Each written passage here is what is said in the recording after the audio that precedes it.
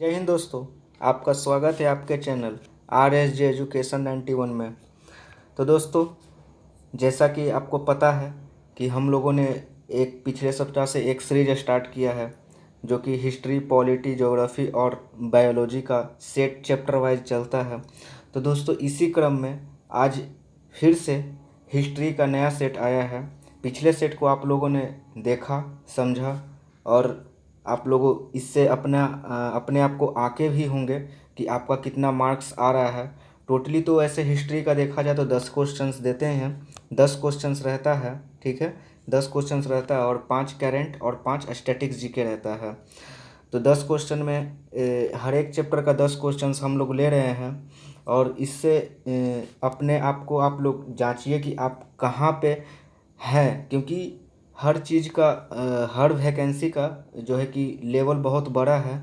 और मैं आपके लिए 10 ऐसा ही क्वेश्चन लाता हूँ कि जो एग्ज़ाम में कहीं ना कहीं पूछा गया है या फिर पूछने की संभावना है।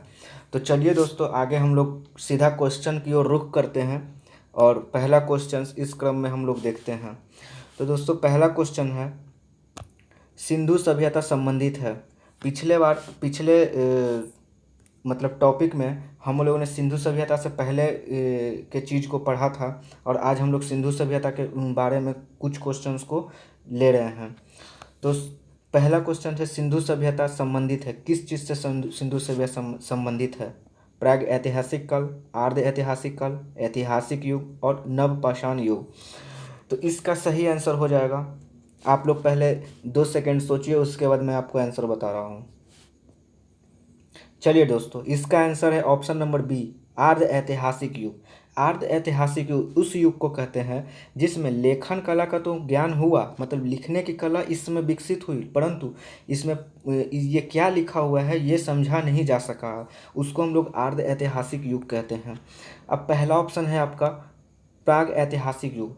प्राग ऐतिहासिक युग उस युग को कहते हैं जिसमें कोई भी लिखित साक्ष्य नहीं मिला है, ठीक है। तीसरा ऑप्शन कह रहा है ऐतिहासिक युग। ऐतिहासिक युग उस युग को कहते हैं कि जिसमें लिखा हुआ भी साक्ष्य मिला है और इसे पढ़ भी लिया गया है। तो देखिए, आपको एकदम याद हो जाएगा, प्राग ऐतिहासिक युग यानी प्राग यानी पहले की बात कर रहा है, तो इसमें लिखित साक्ष्य नहीं मिला है, ठीक है। आर्ध ऐतिहासिक मतलब आधा आधा का कुछ बात है, मतलब कुछ ना कुछ आधा काम हुआ है, आप आर्ध से आधा इसको रिलेट कीजिए तो आधा आधा काम हुआ, तो यानी आधा काम हुआ है मतलब कि इसमें लिखित साक्ष्य मिला है लेकिन पढ़ा नहीं गया है, क्योंकि लिखित साक्ष्य कुछ किसी चीज़ का लिखित मिलेगा तभी तो उसको पढ़ना है। तो इसमें लिखित मिला है लेकिन पढ़ा नहीं गया, और ऐतिहासिक काल में हो गया है कि हम लोग लिखित भी मिला और पढ़ भी ले गए हैं, ठीक है। और नवपाषाण काल में जो है कि पहिए का आविष्कार हुआ है, जैसा कि पिछले टॉपिक में मैंने बताया था आपको कि इसमें पहिए का आविष्कार हुआ है, लेकिन इसमें एक आग का भी आविष्कार हुआ। आग का आविष्कार आपका पहले ही हो चुका है, लेकिन आग का प्रयोग करने के लिए लोग नवपाषाण काल में जाने। तो पहला नंबर क्वेश्चन क्लियर है। दूसरे नंबर पे हम लोग आते हैं। दूसरा नंबर क्वेश्चन कह रहा है कि हड़प्पा में मिट्टियों के बर्तन का सामान्यतः किस रंग का उपयोग होता था? तो हड़प्पा में जो है कि मिट्टियों के बर्तन में लाल रंग का उपयोग होता था, ठीक है। बाकी सब ऐसे ही है ऑप्शन, ठीक है। तीसरा नंबर क्वेश्चन में आते हैं। तीसरा नंबर क्वेश्चन कह रहा है कि निम्न में से कौन सा एक हड़प्पा स्थल नहीं है? मतलब ये 4 ऑप्शन में से चुन्हेद्रो, कोटदीजी, शहगौड़ा और देशलपुर, इसमें से क्वेश्चन कह रहा है कि कौन सा जो है कि ये हड़प्पा स्थल नहीं है। तो आप लोग 2 सेकंड के लिए सोचिए। चलिए दोस्तों, तो इसका आंसर क्या हो जाएगा? सहगौड़ा। सहगौड़ा जो है कि ये यूपी में पड़ता है, यूपी के गोरखपुर में पड़ता है, ठीक है। सहगौड़ा यूपी के गोरखपुर में पड़ता है, राप्ती नदी के किनारे पड़ता है, ठीक है। तो ये हड़प्पा संस्कृति, ये हड़प्पा स्थल नहीं है, क्योंकि आप लोग को पता होगा हड़प्पा कहाँ है। हड़प्पा जो है कि पाकिस्तान वाले पार्ट में मतलब कि जब हम लोग का बंटवारा हुआ तो हड़प्पा पाकिस्तान के साइड में चला गया है। तो यानी ये तो यूपी है यानी इंडिया में, तो ये हड़प्पा यहाँ पे है नहीं। चुनहोद्रो की अगर हम लोग बात करते हैं तो चुनहोद्रो जो है कि चुनहोद्रो, कोटदी और देशलपुर की अगर बात करें तो ये तीनों हड़प्पा में स्थित है, ठीक है। हड़प्पा यानी कि पाकिस्तान में ये स्थित है। चलिए चौथा नंबर क्वेश्चन में आ जाइए हम लोग। चौथा नंबर क्वेश्चन क्या कह रहा है कि पुराणों का अध्ययन करने वाला प्रथम मुसलमान कौन था। जो पुराण है, हम लोग के 10 पुराण हैं जिसमें से जिसको अध्ययन करने वाला जो है कि प्रथम मुसलमान कौन था। आपका ऑप्शन है उतवी, फिरदौसी, बौहाकी, अलबरूनी। तो आप लोग इसका सही आंसर बताइए 2 सेकंड के अंदर में। उसके बाद मैं आपको आंसर सही बताता हूँ। तो दोस्तों आइए, इसका सही आंसर आपका हो जाएगा अलबरूनी। अलबरूनी जो है पुराणों के अध्ययन करने वाला पहला मुसलमान हुआ। ठीक है, अब आपके मन में आ रहा हो कि ये अलबरूनी है कौन। तो जैसा कि आप लोगों ने पढ़ा भी होगा और नहीं याद है तो मैं आपको रिमाइंड करा देता हूँ। अलबरूनी जो है कि मोहम्मद गजनवी के साथ भारत आया था। किसके साथ भारत आया था? मोहम्मद गजनवी के साथ। और मैं आपको बताते चलूँ कि मोहम्मद गजनवी के साथ ये फिरदौसी, उतवी, बौहाकी, ये चारों जो है कि मोहम्मद गजनवी के साथ भारत आया था। लेकिन क्वेश्चन मेरा कह रहा है कि पुराणों का अध्ययन सबसे पहले किसने किया था? तो अलबरूनी ने किया था। अलबरूनी के द्वारा लिखी गई 2 पुस्तक हैं। 2 पुस्तक, एक ही पुस्तक है लेकिन नाम उसका अलग अलग है। मैं आपको इधर वो पुस्तक का नाम लिख दे रहा हूँ। किताबुल हिंद, क्या नाम है? किताब उल हिंद, इसी को कहते हैं इसी किताब को कहते हैं तारीख़ हिंद।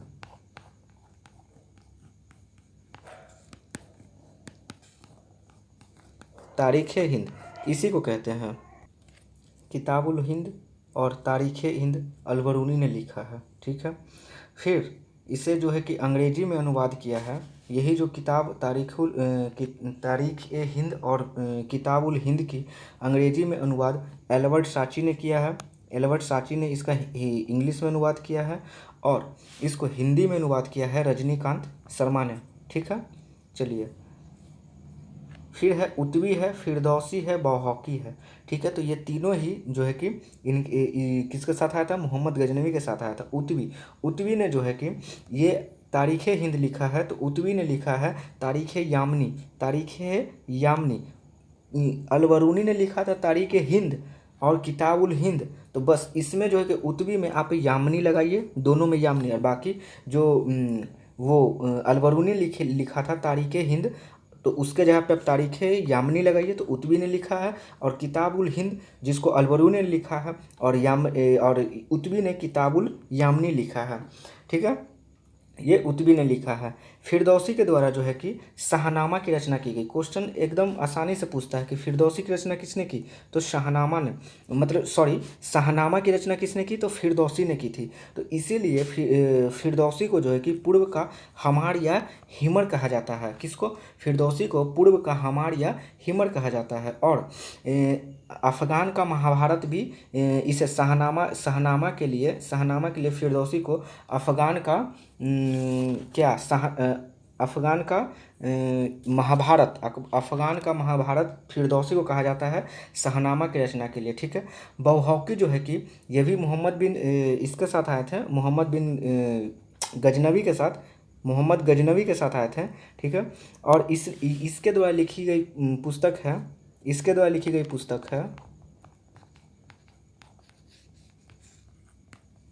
तारीख़ ए सुबुतगिन।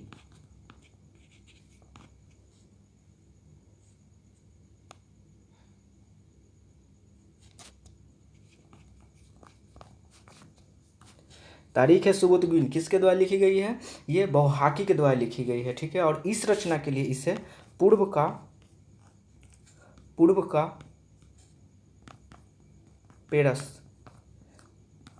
पेरस कहिए या फिर पूर्वी पेरस कहिए। किसको? बौहाकी को। ठीक है, तारीख़ सुबुतगिन जो है कि ये मोहम्मद गजनवी का बाबूजी थे, सुबुतगिन। ठीक है, चलिए, हम लोगों ने चारों ऑप्शन देख लिया है। अब 5वां नंबर क्वेश्चन क्या कह रहा है? 5वां नंबर क्वेश्चन कहता है कि गुलाम वंश का प्रथम शासक कौन था? इल्तुतमिश, कुतुबुद्दीन ऐबक, रजिया सुल्तान या बलबन? आप लोग बताइए आंसर को, मैं थोड़ी देर चुप रहता हूँ। हाँ दोस्तों, तो इसका आंसर हो जाएगा गुलाम वंश के संस्थापक कौन थे? कुतुबुद्दीन ऐबक थे। कौन थे? कुतुबुद्दीन ऐबक, जो कि कुतुबुद्दीन ऐबक जो है कि गुलाम वंश के स्थापना किए थे, ठीक है।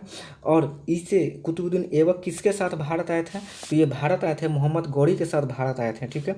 मोहम्मद गौरी के साथ मतलब आए थे तो बहुत बहुत सारे मोहम्मद गौरी के साथ भारत, लेकिन कुतुबुद्दीन ऐबक और एक और है ये क्या नाम है, बख्तियार खिलजी। बख्तियार खिलजी भी मोहम्मद गौरी के साथ भारत आए थे।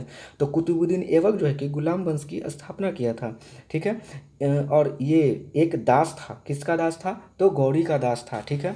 कुतुबुद्दीन ऐबक को लाखों का वक्स भी कहा जाता है, लाखों का दान देने वाला कुतुबुद्दीन ऐबक के बारे में कहा गया है, ठीक है। कुतुबुद्दीन ऐबक ने अजमेर में 2.5 दिन का झोपड़ा नामक मस्जिद का निर्माण किया था। तो क्वेश्चन पूछता है कि 2.5 दिन का झोपड़ा क्या था, या फिर क्वेश्चन पूछता है कि 2.5 दिन झोपड़ा को किसने बनवाया था, तो कुतुबुद्दीन ऐबक नाम हो जाएगा। और 2.5 दिन के झोपड़ा नामक क्या है? तो ये एक मस्जिद है, ठीक है। इल्तुतमिश के बारे में समझते हैं। इल्तुतमिश के बारे में जो है कि कहा जाता है कि ये गुलामों का गुलाम है। गुलामों का गुलाम किसे किसे कहा जाता है? इल्तुतमिश को कहा जाता है, क्योंकि ये कुतुबुद्दीन ऐबक भी एक गुलाम था और इसका ये गुलाम था कौन? इल्तुतमिश। इल्तुतमिश जो है कि कुतुबुद्दीन ऐबक का गुलाम था, ठीक है। तो इसीलिए इसे गुलामों का गुलाम कहा जाता है, किसे? कुतुबुद्दीन ऐबक को, ठीक है। और ये इसने जो कुतुबुद्दीन इल्तुतमिश जो है कि इसने सुल्तान की पदवी धारण की थी, सुल्तान की पदवी। इससे पहले जो ऐबक हुए, इन्होंने सुल्तान की पदवी को धारण नहीं किया था, और इल्तुतमिश ने सुल्तान की पदवी धारण की। और इल्तुतमिश ने ही लाहौर से राजधानी को दिल्ली लाया था। किसने? इल्तुतमिश ने, ठीक है। चलिए, और एक चीज़ और इल्तुतमिश के बारे में समझ लिए। इल्तुतमिश ने 40 चिहलगानी की स्थापना की थी। मतलब चालीसा दल इसको कह सकते हैं, जिसमें 40 लोग ऐसे भरोसेमंद बंदे रहते थे, या सेना मतलब इसने सेना का संगठन किया था। 40 ऐसे सेना का संगठन किया था जो विश्वास पात्र थे इल्तुतमिश के, ठीक है। रजिया सुल्तान के बारे में समझते हैं। रजिया सुल्तान जो है कि इल्तुतमिश की बेटी थी। किसकी बेटी थी? इल्तुतमिश की बेटी थी। रजिया सुल्तान ने सबसे पहली बार जो है कि पर्दा प्रथा का अंत किया। पर्दा प्रथा कहने का मतलब ये हुआ कि उस समय की महिलाएं जो थी, जिस समय गुलाम वंश की स्थापना हुई थी, उस समय की महिलाएं जो थी पर्दे में रहती थी, मतलब वो भुड़का वगैरह में रहती थी। लेकिन रजिया सुल्तान ने इस प्रथा को अंत करते हुए अपने दरबार में जो है कि बिना बिना किसी पर्दा से, मतलब बिना कोई पर्दा के रोक टोक के अपने दरबार में गई, ठीक है। तो ये रजिया सुल्तान होगी। रजिया सुल्तान जो है कि इनको जो है कि मौत के घाट उतार दिया गया। कहाँ? तो कैथिक नामक स्थान पर जो है कि इसकी हत्या कर दी गई थी। तुर्कियों ने इसकी हत्या कर दी गई थी, क्योंकि ये इनके व्यवहार से संतुष्ट नहीं थे। इन्होंने पर्दा प्रथा का अंत कर दिया। इन्होंने जो है कि जो महिला पे जो ज़्यादा अत्याचार होता था वो सब सारी चीज़ बंद करवा दी। तो इसके लिए जो है कि पुरुष वर्ग जो है थे, ये लोग खफा थे इनसे, किससे? रजिया सुल्तान से, ठीक है। चलिए, बलबन के बारे में। बलबन जो है कि बलबन का पूरा नाम गयासुद्दीन बलबन है, ठीक है। इसका पूरा नाम गयासुद्दीन बलबन है। और ये बलबन जो है कि इल्तुतमिश के 40 चालीसा था, जो चालीसा दल था, उसमें ये बलबन एक था, ठीक है। फिर आगे चल के बलबन भी गद्दी पे बैठा। और बलबन के बारे में कहा जाता है कि लौह और रक्त की नीति बलबन ने स्टार्ट। क्वेश्चन आता है, अभी जो बीपीएससी का पीटी एग्ज़ाम हुआ है, जिसका रिजल्ट आना बाकी है, शायद 65वां था, उसमें क्वेश्चन आया था कि लौह एवं रक्त की नीति किसने अपनाई थी? तो लौह एवं रक्त की नीति बलबन ने अपनाई थी, ठीक है। बलबन ने अपने राज्य में जो है कि सिजदा और पैबोस की प्रथा भी चलाई। सिजदा का मतलब हो गया कि जिस समय सुल्तान आए, दरबार में सुल्तान आए, तो उनको सर झुका के मतलब सलाम करना है। और पैबोस का मतलब ये हो गया कि उनके पैर को जाके चूमना हो गया, ठीक है। पैर को जाके चूमना हो गया। तो ये प्रथा किसने शुरू की? तो इस प्रथा को हम लोग बोलते हैं सिजदा या पैबोस। इस प्रथा को बलबन ने शुरू किया था, ठीक है। चलिए, 6 नंबर क्वेश्चन देखते हैं। 6 नंबर क्वेश्चन में क्या कह रहा है कि निम्नलिखित में से किसने दिल्ली को सल्तनत की राजधानी के रूप में स्थापित किया था। तो जैसा कि मैंने आपको पिछले क्वेश्चन में यानी 5 नंबर क्वेश्चन में बता दिया था कि इल्तुतमिश ने जो है कि दिल्ली को अपने सल्तनत राजधानी के रूप में स्थापित किया था।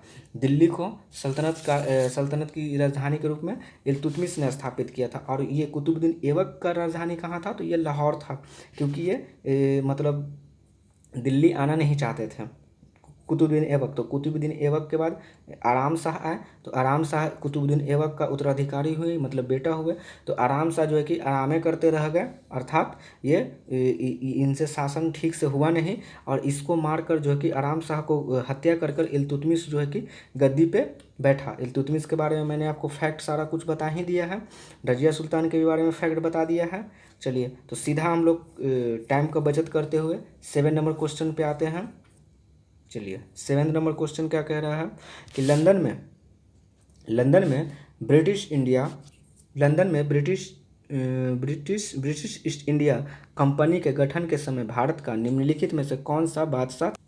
तो इसका आंसर क्या हो जाएगा? इसका आंसर पहले आप लोग देखिए, ऑप्शन में ए अकबर, जहांगीर, शाहजहां, औरंगजेब। इसका आंसर आप लोग सोचिए। चलिए, इसका आंसर हो जाएगा अकबर। ठीक है, जब दिल्ली बोल रहा हूँ मैं, लंदन में जब ब्रिटिश ईस्ट इंडिया की स्थापना हुई थी, उस समय भारत पर जो है कि शासक मतलब बादशाह कौन था? तो अकबर था। और आप लोग को एक बात याद भी होगा कि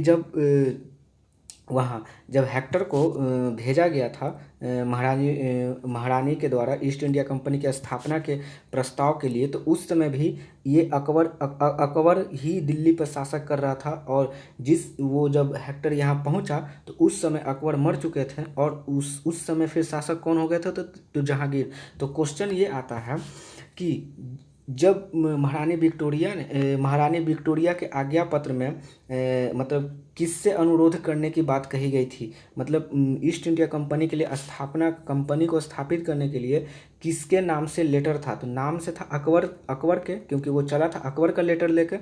लेकिन वो उस समय अकबर का शासनकाल खत्म हो चुका था, अर्थात अकबर उस समय मर चुका था। फिर उस समय शासक था जहांगीर। तो लेटर था अकबर के नाम से, लेकिन पढ़ा गया जहांगीर के नाम से। चलिए, क्वेश्चन नंबर 8 कह रहा है कर्नाटक युद्ध किन किन के मध्य लड़ा गया था?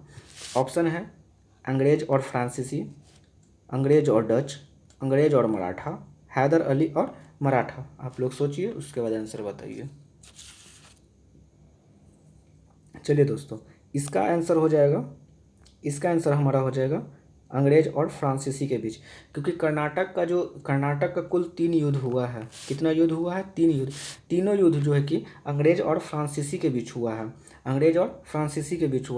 और तीनों युद्ध में जो है कि कुछ समझौता के साथ युद्ध को क्या किया गया है कि स्थगित किया गया है। ठीक है, तो जो पहला युद्ध हुआ था वो ऑस्ट्रेलिया के उत्तराधिकारी के लिए हुआ था। दूसरा युद्ध हैदराबाद और कर्नाटक के उत्तराधिकारी के लिए हुआ था। और तीसरा युद्ध जो है कि सप्तवर्षीय युद्ध हुआ था।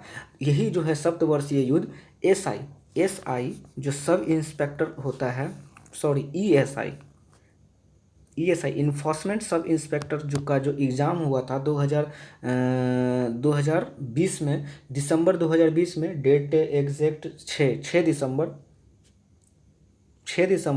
2020 को जो एग्ज़ाम हुआ था, उसमें यह क्वेश्चन डायरेक्ट पूछा गया था कि सप्तवर्षीय युद्ध किन 2 देशों के बीच हुआ था? सीधा सा ऑप्शन मारना था अंग्रेज और फ्रांसीसी, और वहाँ पे ऑप्शन कुछ दूसरा था, और ये तो था ही, लेकिन उसके अलावा अमेरिका वगैरह के भी बात की गई थी, लेकिन वो उसमें अमेरिका नहीं थे, ये अंग्रेज और फ्रांसीसी थे।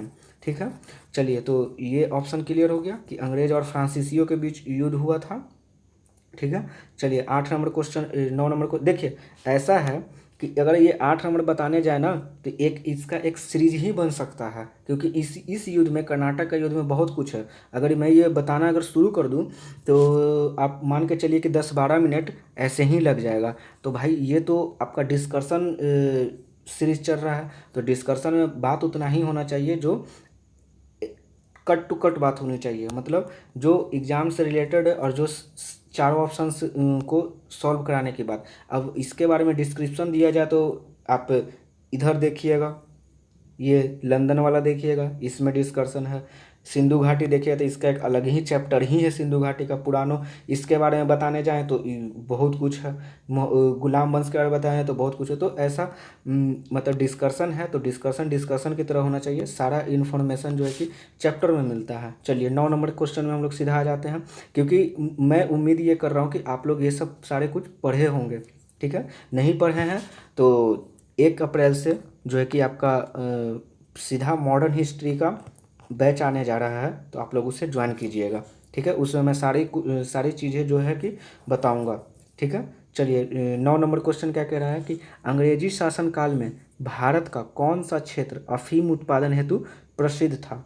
बिहार, असम, गुजरात, दक्षिणी भारत। सोचिए, आंसर दीजिए। चलिए ठीक है, इसका आंसर हो जाएगा ए, क्योंकि ए अफीम का उत्पादन जो है कि बिहार में होता था। ठीक है, चलिए ऑप्शन नंबर चलिए हम लोग अब क्वेश्चन नंबर 10 में आ जाते हैं। ठीक है, निम्नलिखित में देखिए, अब ऑप्शन नंबर असम, गुजरात और दक्षिण भारत में ऐसा कुछ बताने लायक है नहीं, क्योंकि अफीम का जो है उत्पादन जो है कि बिहार में ही होता था। ठीक है, अफीम सबसे ज़्यादा जो है कि बिहार में ही उपजाया जाता था अंग्रेजों के शासनकाल में। ठीक है, 10 नंबर क्वेश्चन में क्या कह रहा है कि निम्नलिखित में से किसे भारत में से फ्रांसीसी कंपनी का संस्थापक माना जाता है? तो भारत में फ्रांसीसी कंपनी का संस्थापक किससे माना जाता है? तो इसका आंसर क्या हो जाएगा? रेशलू, कॉलवर्ड, फ्रैंको मार्टिन, मजारे। सोचिए, आंसर बताइए। चलिए, इसका आंसर हो जाएगा कॉलवर्ड। कॉलवर्ड जो है कि भारत में फ्रांसीसी कंपनी का संस्थापक इन्हीं कॉलवर्ड को माना जाता है। प्रश्न आता है कि कॉलवर्ड जो है कि ये क्या थे? तो कॉलवर्ड एक मंत्री थे जो फ्रांस के सम्राट थे लुई 14 के शासनकाल में ही, मतलब लुई 14 के जिस समय फ्रांस में ये शासन कर रहे थे लुई 14, उस समय जो है कि ये अपने प्रतिनिधि के रूप में कॉलवर्ड को भारत भेजे थे, और यही भारत में आके जो है कि फ्रांसीसी कंपनी का स्थापना किया था। किसने? कॉलवर्ड ने। ठीक है, और इस कंपनी का नाम दिया गया था, इस कंपनी को नाम दिया गया था इस कंपनी का नाम था कंपनी देज इंदेश ओरिएंटल।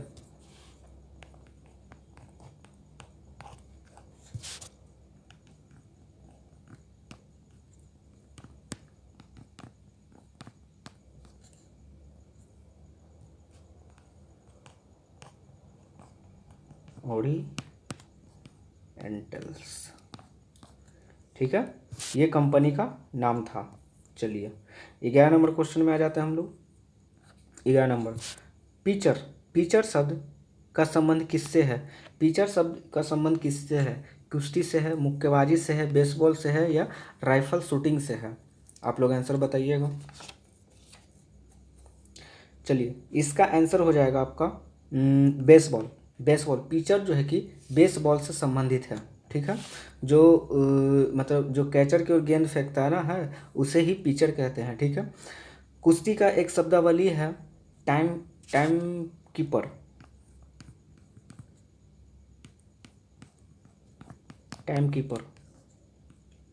टाइम कीपर का संबंध जो है कि बेसबॉल से है। बेसबॉल बोल रहा हूँ, कुश्ती से है। ठीक है, मुक्केबाजी का संबंध जो है कि नॉकआउट या नॉकडाउन से है। नॉकडाउन या फिर नॉकआउट का संबंध मुक्केबाजी से है। राइफल शूटिंग का संबंध जो है कि स्ट्रिक शूटिंग से है। ठीक है, शूटिंग आप लोग याद रख लीजिएगा। ठीक है, चलिए 12 नंबर क्वेश्चन क्या कह रहा है? हाँ जी, आइए। 12 नंबर क्वेश्चन कह रहा है कि भारत का सबसे प्राचीनतम तारामंडल कहाँ है? नैनीताल, कोलकाता, दिल्ली, पुणे। आंसर दीजिएगा। चलिए आइए, इसका आंसर है सी, पुणे। जो है कि सबसे पुराना तारामंडल जो है कि पुणे में स्थित है। ठीक है, ये कब बना था? 1950 को, 1950 में जो है कि इसकी स्थापना की गई थी। कोलकाता तारामंडल की स्थापना 1963 में किया गया था। ठीक है, दिल्ली में जो है कि 1964 में, जस्ट इसके 1 साल, कोलकाता के 1 साल बाद 1964 में जो है कि तारामंडल की स्थापना किया गया था, ठीक है, कहाँ, दिल्ली में, ठीक है। चलिए, लॉन्ग वॉक टू फ्रीडम के लेखक कौन है? लॉन्ग वॉक टू फ्रीडम के लेखक कौन है? नेल्सन मंडेला, मेनका गांधी, हरिवंश राय बच्चन या वीएस न्यायपाल? आंसर दीजिए आप लोग। चलिए, लॉन्ग वॉक टू फ्रीडम के लेखक हैं आपका नेल्सन मंडेला। नेल्सन मंडेला जो है कि लॉन्ग वॉक टू फ्रीडम के लेखक हुए, ठीक है। मेनका गांधी, मेनका गांधी ने heads and tails, heads and tails, सिक्का का हेड्स और टेल होता है ना, तो वो मेनका गांधी ने लिखा है, heads and tell. Harivansh Rai Bachchan द्वारा लिखी गई पुस्तक है सोपान, सोपान, सोपान से लिया गया है 10 द्वार, 10 द्वार, ये सोपान से लिया गया पुस्तक है हरिवंश राय बच्चन द्वारा, ठीक है। बीएस न्यायपाल द्वारा जो है कि half a life, half a life, half a life, BS न्यायपाल, ठीक है। चलिए 14 नंबर क्वेश्चन देखते हैं। बंगला, बंगला कहाँ का नृत्य है? गोवा, पश्चिम बंगाल, नागालैंड, मेघालय?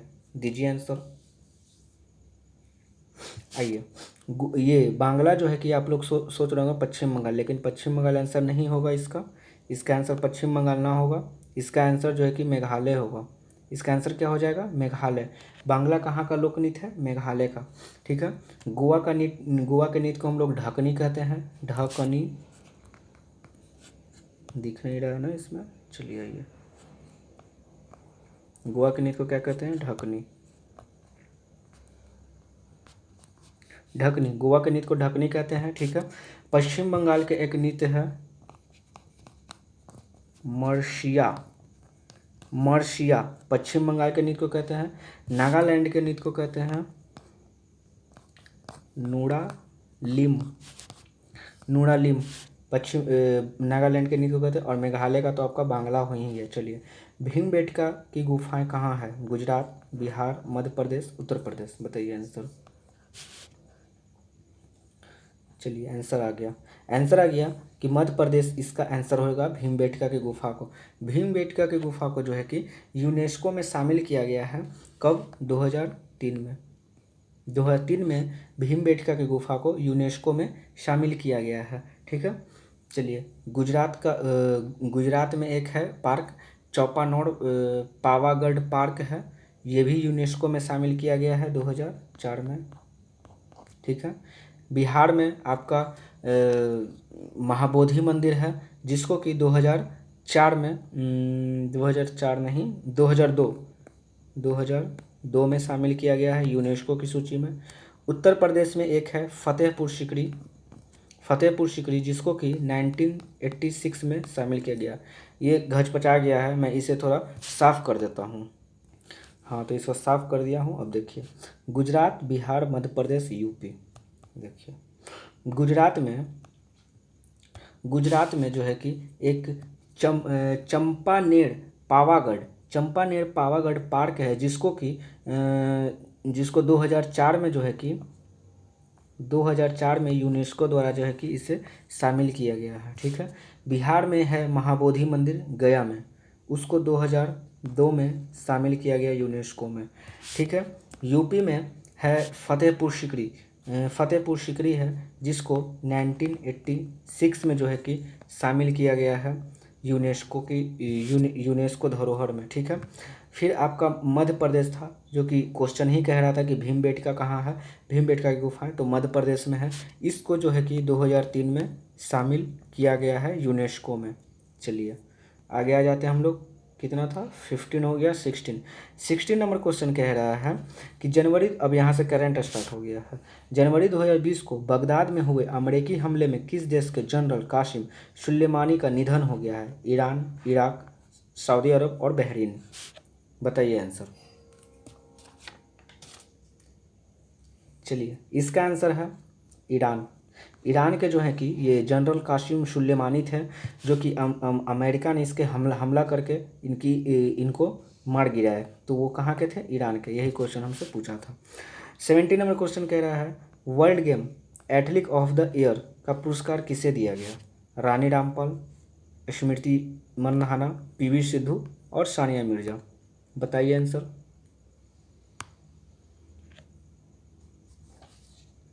चलिए, इसका आंसर आपका हो जाएगा रानी रामपाल। रानी रामपाल इसका आंसर हो जाएगा। किसका? इसका world game athlete of the year. ठीक है, चलिए 18 नंबर क्वेश्चन है, जनवरी 2020 में विश्व सतत विकास शिखर सम्मेलन कहाँ हुआ? हिमाचल प्रदेश, उत्तर प्रदेश, पुणे या फिर दिल्ली? तो विश्व सतत क्या था क्वेश्चन? विश्व सतत शिखर सम्मेलन जो है कि दिल्ली में हुआ था। कहाँ हुआ था? दिल्ली में हुआ था। तो हमारा राइट आंसर हो जाएगा दिल्ली। ठीक है। सुनीता लकड़ा ने जनवरी 2020 में संन्यास की घोषणा की है, वह किस खेल से संबंधित है? तो क्वेश्चन कह रहा है कि सुनीता लकड़ा जो है कि 2020 में जनवरी 2020 में संन्यास की घोषणा की है, तो वो किस खेल से संबंधित है? ये क्वेश्चन हमसे पूछा है। क्रिकेट, बेसबॉल, हॉकी, शतरंज? इसका सही आंसर क्या होगा बताइए। चलिए, इसका सही आंसर हो जाएगा आपका हॉकी। ठीक है। 20 नंबर क्वेश्चन में क्या कह रहा है? जनवरी 2020 में लोकमान्य तिलक जर्नलिस्ट अवार्ड किसने जीता है? चंद्रपाल सिंह, संजय माथुर, संजय गुप्ता, चंद्रपाल गुप्ता? बताइए। चलिए, तो इसका सही ऑप्शन सी नंबर हो जाएगा, संजय गुप्ता। इसका लोकमान्य तिलक जर्नलिस्ट अवार्ड किसने जीता है? तो संजय गुप्ता ने। दोस्तों, इस तरह से हम लोगों ने 20 क्वेश्चन का सीरीज जो है कि वो कंप्लीट कर लिया है। ठीक है। अब दोस्तों यही है कि आपको अगर ये चीज़ अच्छा लग रहा है, ये सीरीज अच्छा लग रहा है, तो आप इसे लाइक करें, शेयर करें, कमेंट करें और सब्सक्राइब करें। ठीक है।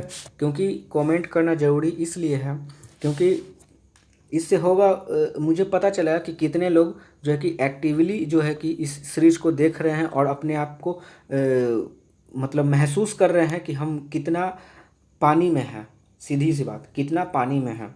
ठीक है।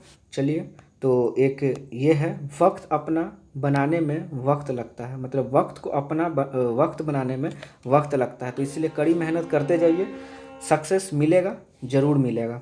ठीक है। चलिए, मैंने 20 क्वेश्चन कंप्लीट करा दिया है और इसी वाक्यांश से अब मैं विदा लेता हूँ। ओके, जय हिंद।